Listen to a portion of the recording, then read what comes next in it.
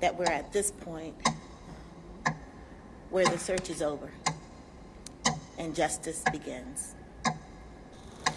Imagine talking to one of your loved ones and they're going to go to the gas station or just go to the drive-thru. They're going to go there and they're going to come right back. It's a normal thing. It always happens. But then you notice they have not returned. It's been hours upon hours and you haven't heard from them. All of a sudden, you panic because now things are getting fishy. It sounds like it's a real horror movie, but the only problem is it's happening to you. Depending on who you talk to, the United States could be divided on the migrant crisis, or illegal immigrants coming into America. And if you're in one of the major cities, Los Angeles and New York or Chicago, you have people who defend their right to be here. Above all, we are treating our new neighbors with compassion because it is the humane thing to do. Because with support, they can become productive members of our communities, contributing to our economy, our culture, and our society. Now, in this situation, Brandon Johnson is talking about how these newcomers can add and benefit our communities. And to be fair, a lot of immigrants come and help develop the United States. And when they do, it's a good look. However, but what's not talked about is when migrants do come to the United States and then the opposite effect happens. They destroy things or commit crimes. And this is the story of Dacara Thompson of Lanham, Maryland. Now, Dacara Thompson was 19 years old and she left home on August 22nd saying she was going to get gas. She drove her 2000 Ford Edge SUV to Hyattsville, Maryland, and this happened. At approximately 3 a.m., for reasons still under investigation, it appears that Dacara willfully entered a vehicle being driven by Hugo Renee Hernandez-Mendez, 35-year-old male out of Bowie, Maryland.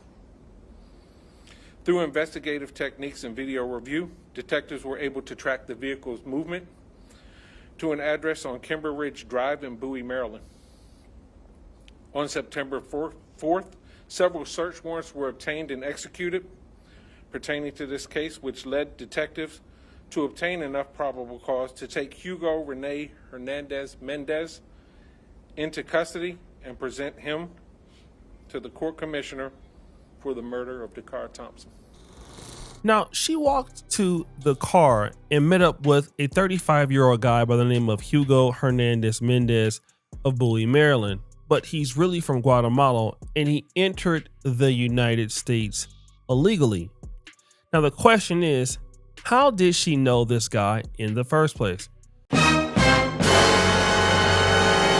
Now, according to what most people said, this is a young lady who was really active in the community. She was volunteering at nonprofits, and basically she went to go live with her father so she could basically help people.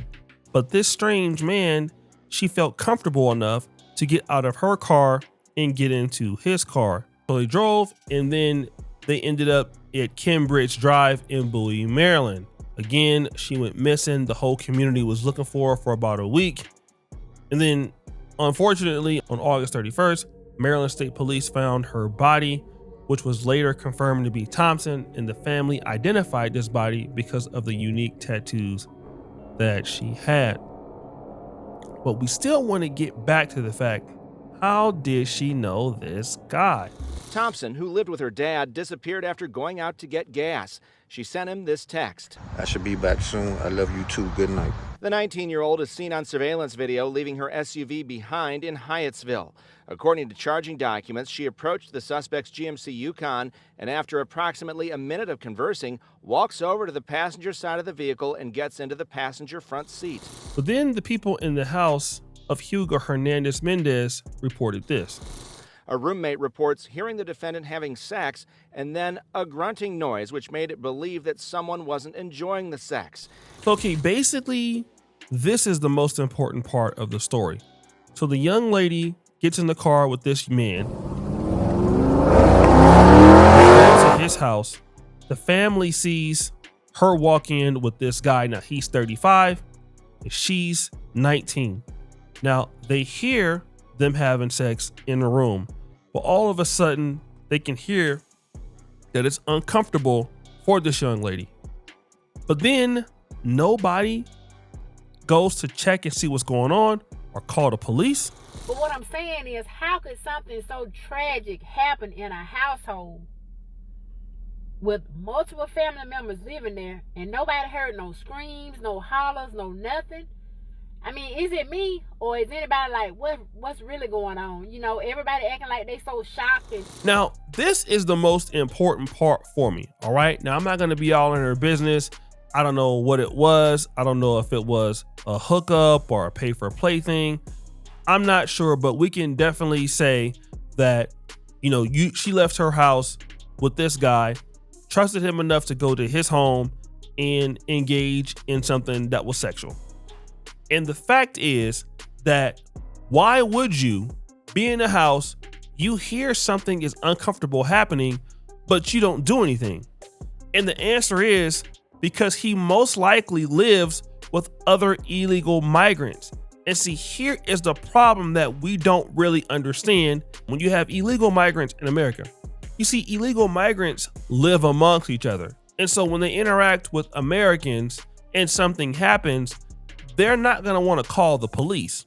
And the reasons why they don't want to call the police is because then they would be in trouble and they could get deported, especially if they're illegal. So they don't want to talk to the police at all. And so if something is happening and going on, those migrants could be scared that this is going to happen. But do you want to know what's the sad part? U.S. Park Police arrested him for a DUI 5 months ago, but let him go. The U.S. Government has made status of individuals relevant. This was someone who was in their custody, and they made the decision to release him. So I think the questions should be asked of the Justice Department. So the actual sad part is this: he was arrested for a DUI and was not deported. He was allowed to stay in the country. And if he was deported, this wouldn't have never happened with Dacara Thompson. But because states like Maryland and other left-leaning states, you know, have no issue with, you know, housing illegal migrants, then when it affects somebody in the community or somebody in America, then it's a big problem. And now it's affecting a Black American woman like Dacara Thompson. I'm not going to get into what she was doing or why she shouldn't have been doing it, because I know you're going to have some guys, well, she shouldn't have been there. Why is she getting this car? Look, none of those are excuses as for why somebody should die, all right?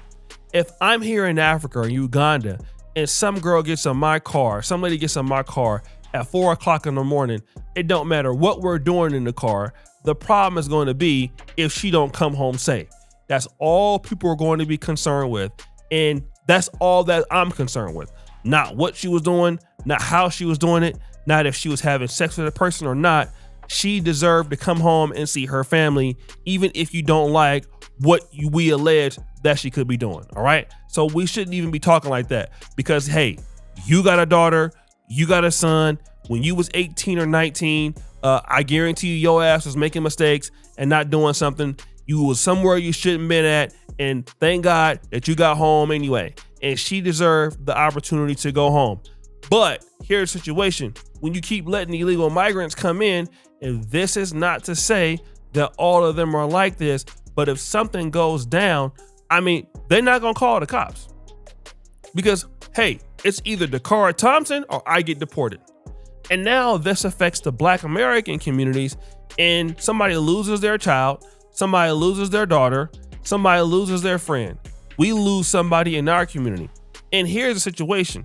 You cannot go to Guatemala, where they from, and doing anything similar to this. They will put you underneath the jail. Not only can you do stuff like this, you can get housing and protections. Like, migrants in certain states have a lot of protections. And you have politicians that are fighting for these rights to house these migrants here. And again, this is how certain communities get their numbers up and they can take over blacks. And hey, not everybody in the migrant community is added on to the economy in a positive way. these stories typically get hidden from the light, all right? Now, I'm gonna just tell you like this. When Jay Rello went to Nairobi and had his little dust up, it put a big stain on the Black American community in Nairobi, all right? When we see these migrants doing things like this, murders, robberies, taking over apartment complexes, they get more protection. It's like, oh, you're blaming them. You shouldn't treat them that way. Not everybody is like that. And that's true that not everybody is like that. But when you have the Guatemalans and the Venezuelans and certain people from Mexico wilding out, I mean, you just see people defending them more as a culture. But had it be the other way around, like us as blacks going there, they would never accept that. And again, when y'all see Donald Trump bringing in the National Guard to get rid of illegal migrants into DC, people start crying. Well, then what do you say about this? I 100% agree with him going to Chicago, cleaning it up, going to Los Angeles and cleaning it up, because these stories like this, they never talk about it. And when Americans are affected by violent migrants, and this is not all of them, but when it happens, these people stay silent. They only want to talk about the successes that migrants have, what they're adding on to the community, adding on to America. And of course, you're going to have a lot of stories of them doing so. But at the same time, put these out there too. When you have these issues, when you let them go and they go out and unalive somebody, why don't you also mention that too? Woo! So guys, what do you think? It's your boy Shirley Jackson back at it again. Another episode of The Celebrity Junk. I appreciate you for all that you do. Subscribe to the bell. We out.